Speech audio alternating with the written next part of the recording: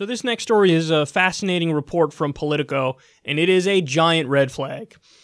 A fundraiser for Joe Biden's 2020 campaign said he is no longer supporting the former vice president's White House bid and predicted that others may follow suit. Tom McInerney, I don't know if that's how you say it, a San Francisco-based attorney who was a lead bundler for former President Barack Obama, told CNBC he informed Biden's team of his decision on June 20th.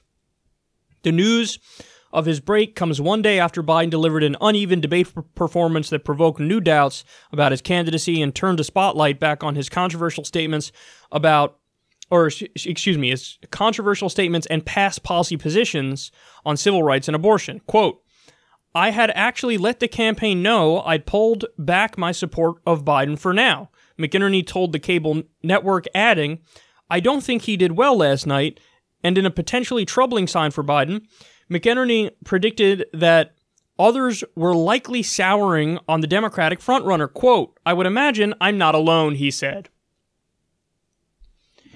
So this is the double whammy for Handsy Uncle Joseph. Because not only did he do poorly in the debate, not only did he implode by 10 percentage points, but now when you lose the fundraisers, that's game, set, match, my dude. That's game, set, match. I predicted early on, as soon as Joe Biden launched and all the articles were sucking him off and all the polls had him with a giant lead and everybody was acting like he was inevitable, I came out on this show and what did I tell you? No way. No way. He's going to implode. He's going to do poorly. There's no way he wins the nomination. In fact, I predicted he'd be in third or worse by the time we get to the Iowa caucus.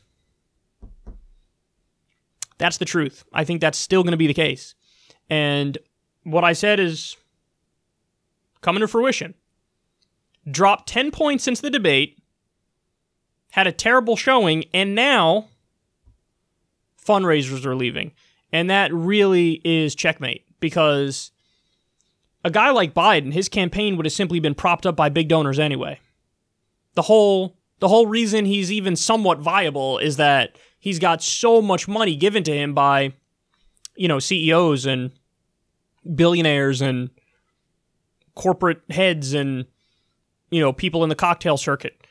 That's the only reason why he would even be somewhat legit, is that he was the vice president, he has high name recognition, and he could just use that money to flood the airwaves and get his message out there more.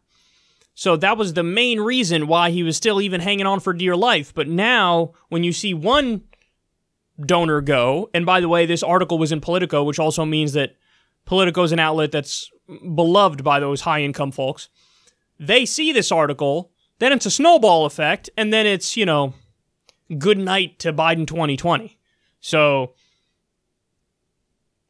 it's happening. It's all happening. But I did not expect the donors to flee this early. But they're on the way out, because that debate performance was just that bad. So yes, here I am patting myself on the back because I called it. And again, the thing that's so annoying about these predictions is that when they finally happen, everybody turns around and goes, "Well, that was obvious." But you were saying the opposite. What do you mean? I was like one of the only people who was saying, no, he's going to implode and he's going to do terrible. So it's a little frustrating because it's not as remembered, because then everybody turns around and acts like it was inevitable, even though they were saying the opposite. So yes, I have to do these segments and pat myself on the back because nobody else will do it for me.